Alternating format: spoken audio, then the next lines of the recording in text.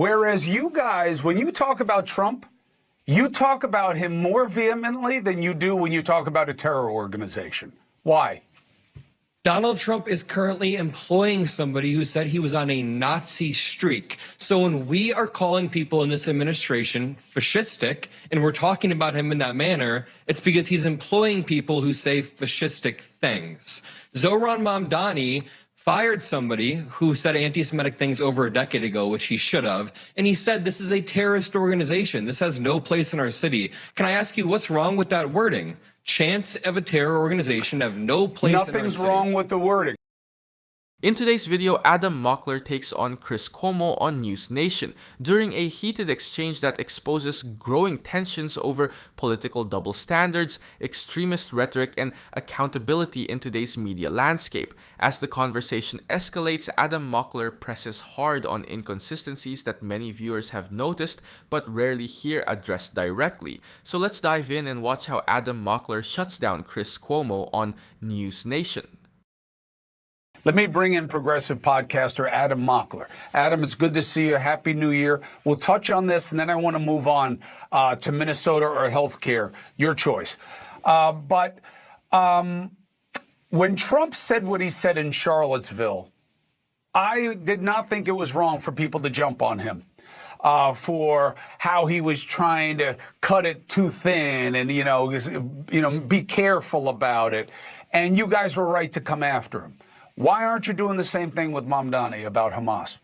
Zohran Mamdani did not say that both sides. He did not both sides anything. He's had two statements, and in one, he said, quote, chants in favor of a terrorist organization have no place in our city. Every single top Democrat in New York, from AOC, who just said this is, quote, a disgusting and anti-Semitic thing to do, to New York Attorney General Letitia James. She just said from her government account, Hamas is a terrorist organization. We do not support terrorists, period. This needs to be condemned in a strong manner, and Zohran Mamdani has led the way. Honestly, I want to flip this back. I think you should have the same energy for the Trump admin who is still employing Paul Ingrassia, who said he has a Nazi streak. He has a Nazi streak. Or J.D. Vance, who had a very weak response to the Young Republican group chat where they were talking about gas chambers. Zohran Mamdani and AOC have issued stronger responses than both of them in those scenarios. Two things. One, comparing which of you two is worse is what put us in this situation, which is where everything is now a function of what's bad. Second, I go after the administration more than anybody who has a platform like mine. So I hear you on that message. But I will say that the language is the minimum. Whereas you guys, when you talk about Trump, you talk about him more vehemently than you do when you talk about a terror organization. What stands out is that Adam Mockler is pointing at a real asymmetry in how power is treated versus rhetoric. The United States has a long record showing that extremist movements become most dangerous when they gain proximity to state power, not just when they exist on the fringes. Historians of authoritarianism consistently note that the warning signs are personnel choices, not just slogans. When people with histories of praising fascist or Nazi ideas are given influence, that is not abstract language, it is a measurable risk factor. There is also a clear difference between condemning a terrorist organization in words and actively severing ties with extremism in practice. Studies from the Anti-Defamation League and the Southern Poverty Law Center show that normalization happens when leaders downplay associations instead of drawing hard lines. That is why firing someone for past anti-Semitic statements matters, even if those statements were made years earlier. Accountability sends a signal about boundaries. Mockler's broader point lands because it reflects how democracies actually protect themselves. Democracies do not collapse because people criticize leaders too harshly. They erode when institutions excuse radical behavior as political strategy. Political science research after World War II shows that democracies survive by enforcing norms consistently, especially when it is inconvenient. There is also a media dimension here. Treating elected officials and terrorist groups as morally equivalent misses how responsibility scales with authority. A president or administration shapes policy, enforcement, and violence through the state. A non-state group does not wield that same systemic reach. That difference explains why language about those in power is sharper. Ultimately, the debate is not about tone policing. It is about whether society recognizes that who governs matters more than who shouts. History repeatedly punishes societies that ignore early warning signs. Why? Donald Trump is currently employing somebody who said he was on a Nazi streak. So when we are calling people in this administration fascistic, and we're talking about him in that manner, it's because he's employing people who say fascistic things. Zohran Mamdani fired somebody who said anti-Semitic things over a decade ago, which he should have, and he said this is a terrorist organization. This has no place in our city. Can I ask you what's wrong with that wording? Chants of a terror organization have no place in our city. Nothing's wrong with the wording. Nothing's wrong with the wording. It's just the emphasis, right? When you guys talk about Trump, you got like 100 adjectives about how terrible it is, and fascism, and Nazi, and Hitler, and Gestapo. Why do you use such strong language? Because you're trying to convey a message about how deeply you are opposed to this. With Hamas, you do the minimum. Whenever it's anything about the far left fundamentalism, it's the minimum.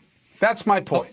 Hamas is an enemy of the United States. They're an enemy of Western civilization. And most of all, they're an enemy of the Palestinian people. It's important to remember when Donald Trump had that 20-point peace plan, Hamas took that as an opportunity to kill dissidents in Gaza. They are the enemy of the people in Gaza and the enemy to Western civilization. And I think Democrats should continue to reiterate that, honestly. Reiterate. It's the first time I ever heard one say it. Good for you. You should run for Congress.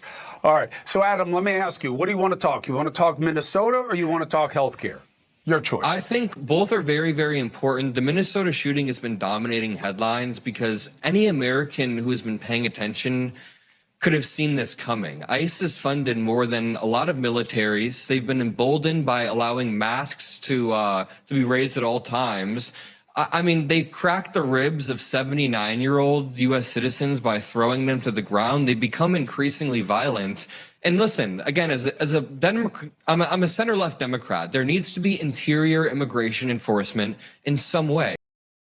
What Adam Mockler is tapping into here is something researchers have documented for years. Extremism becomes most dangerous when it is adjacent to state power, not when it is merely condemned in speeches. Political scientists who study democratic backsliding point out that personnel choices matter more than rhetoric because institutions follow incentives set from the top. When leaders tolerate or elevate figures with histories of extremist language, it signals permission structures, not just bad vibes. There's also a reason language escalates when talking about presidents versus terror groups. Terror organizations are already universally classified, sanctioned, and opposed by the US government. Presidents, on the other hand, control agencies, budgets, and enforcement. The stakes are higher. That's why historians compare early warning signs of authoritarianism to staffing decisions and norm-breaking behavior rather than isolated statements.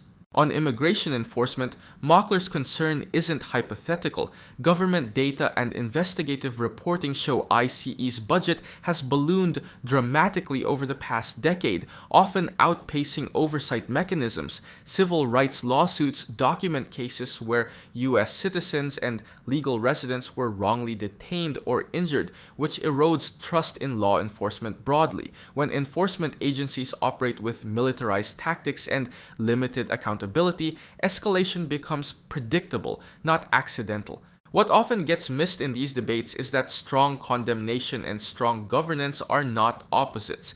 Democracies that successfully counter terrorism, from Western Europe to Canada, rely heavily on intelligence coordination. courts, and community trust, not raw force alone. Excessive aggression frequently radicalizes communities and makes security outcomes worse. Ultimately, Mockler's position reflects a core democratic principle. Power demands scrutiny. Being louder about elected officials isn't inconsistency, it's proportionality. History shows democracies fail when they excuse extremism near power while obsessing over enemies already universally condemned. That lesson keeps repeating, whether societies choose to acknowledge it early or regret it later. Of course, but I don't see the Interior Immigration Enforcement targeting criminals or dangerous people. It seems like ICE themselves are becoming dangerous. I mean, they clashed at Roosevelt High School nearby hours after Renee Nicole Good died. So it's just not. What do you make? What do you make of the suggestion? I'm with you. And one of the reasons we have a problem is we're not seeing the data soon enough and comprehensively enough so we can know who they're actually getting as opposed to them just saying it. The pushback is, yes, they are getting more aggressive because the left is getting people more radicalized to go and oppose them as if they were an invading army, and that's why there's the violence. It's kind of a chicken and the egg situation. Any interference with law enforcement should not be perpetrated by Americans. Number one, it's not smart. You don't want to interfere with law enforcement. It puts you in danger. So I don't think anybody on the left, anybody should be interfering with ICE. But I think we saw the escalation in violence coming from ICE before people started to get riled up. This was our reaction to ICE escalating. It's obvious that undertrained, uncoordinated agents are going into majority Latino areas in order to stir things up, and then the administration uses that as a pretext to further stir things up and lie more. So it's kind of like an escalatory cycle where things keep on escalating because the administration keeps like mobilizing more agents, putting more fuel on the fire. Well, that's what's going to happen in Minnesota, and we'll see what happens. You and I have talked about this before, and we'll talk about it again. If it's a battle to the bottom, nobody wins. We're going to have to see which side comes up with a message that's about better. Adam Mockler, you make a great case, and I appreciate you being here. I'll talk to you again soon. Thank you. What stands out is that concerns about ICE escalation aren't just ideological, they're documented. Over the past several years, federal inspectors and courts have repeatedly flagged gaps in ICE training, especially around use of force standards and crowd control.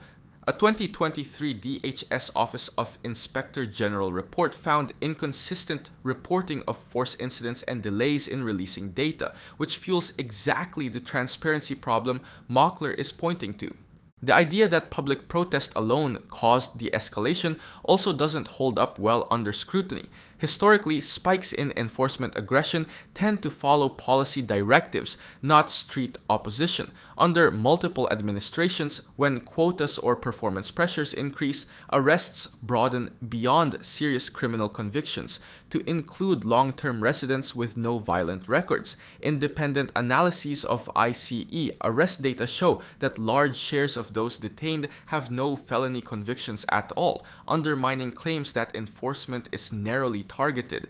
There's also evidence that militarized tactics backfire. Criminologists studying community policing consistently find that trust collapses when agencies operate in masks, unmarked gear, and without clear identification. That erosion of trust makes communities less likely to cooperate with law enforcement on genuinely dangerous crimes, creating worse public safety outcomes overall.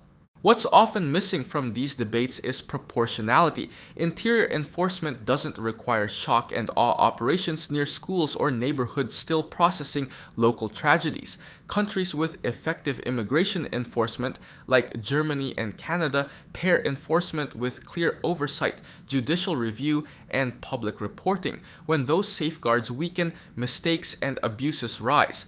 So when Mockler frames this as an escalation cycle driven from the top, that aligns with what policy research shows. Aggressive rhetoric plus opaque enforcement produces chaos, not order. If the goal is safety, data transparency, clear rules, and restraint aren't soft. They're what actually prevents situations from spiraling into exactly the confrontations everyone claims avoid. Pause. Are you getting tired of getting half the story from biased news sources? One outlet says one thing and another says the complete opposite. How are you supposed to know what's actually true? That's where ground news comes in. It lets you compare how different media outlets, left, right, and center are covering the same story. So you can see the full picture instead of just the echo chamber. And here's the best part.